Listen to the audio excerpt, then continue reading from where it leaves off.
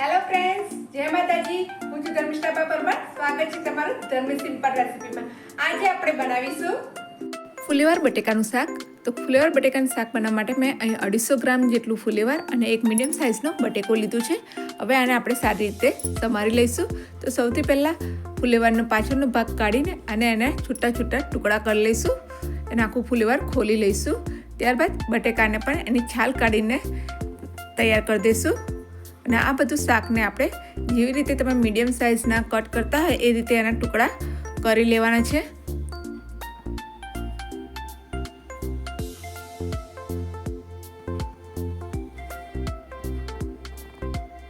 તમે જોઈ શકો છો અહીં મેં બધું શાક મીડિયમ સાઇઝનું કટ કરીને તૈયાર રાખ્યું છે. હવે કઢાઈમાં મેં 2 ટેબલસ્પૂન જેટલું તેલ એડ કર્યું છે. તેલ ગરમ થઈ જાય એટલે એમાં અડધી ચમચી જેટલી રાઈ એડ કરવાની છે. અને રાઈ સારી રીતે ફૂટી જાય એટલે પછી એમાં અડધી ચમચી જેટલી હિંગ એડ કરવાની છે. હિંગથી ખૂબ જ સરસ ટેસ્ટ આવશે.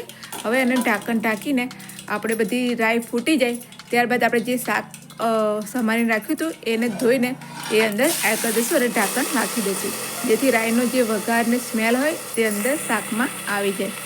આ એક મેઇન પ્રોસેસ છે. તમે જે આવી રીતના જરૂરથી શાક વઘારજો. હવે ખોલીને આપણે બધું હલાવીને મિક્સ કરી દઈશું. આમાં થોડું તેલનું પ્રમાણ આપણે વધારે રાખવાનું છે, કેમ કે શાક આપણે પાણી વગર ચડવવાનું છે. તો આવી રીતે બધું તેલ બધા શાકમાં મિક્સ થઈ જાય એવી રીતે આપણે બધું મિક્સ કરી દઈશું. ત્યારબાદ અંદર મસાલા એડ કરીશું. તો અહીંયા મેં અડધી ચમચી જેટલી હળદર એડ કરું છું. હળદરથી ખૂબ જ સરસ કલર આવશે એનો.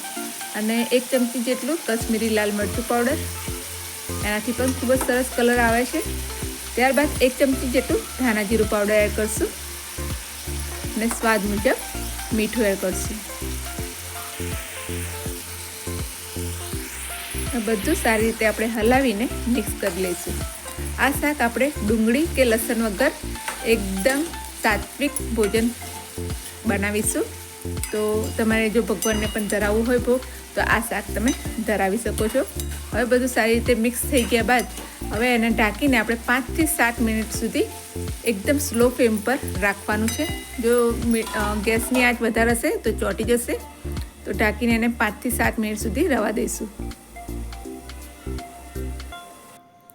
હવે આપણે જોઈ લઈશું તો આપણું શાક મોસ્ટ ઓફલી આમ 80% જેટલું તો ચડી જ ગયું છે. તો બધું સારી રીતે હલાવી લઈશું. મેં વચમાં પણ 2-3 વખત શાક હલાવીને જોઈ લીધું હતું, જેથી નીચે દાજી ન જાય. તો હવે આપણું શાક ચડી ગયું છે. હવે અહીંયા આપણે કોથમીર એડ કરીશું. તો મેં અડધી વાટકી જેટલી કોથમીર લીધી છે તે એડ કરીશું. અને ફરી બધું બરાબર મિક્સ કરીને એને 1 મિનિટ જેવું થવા દઈશું.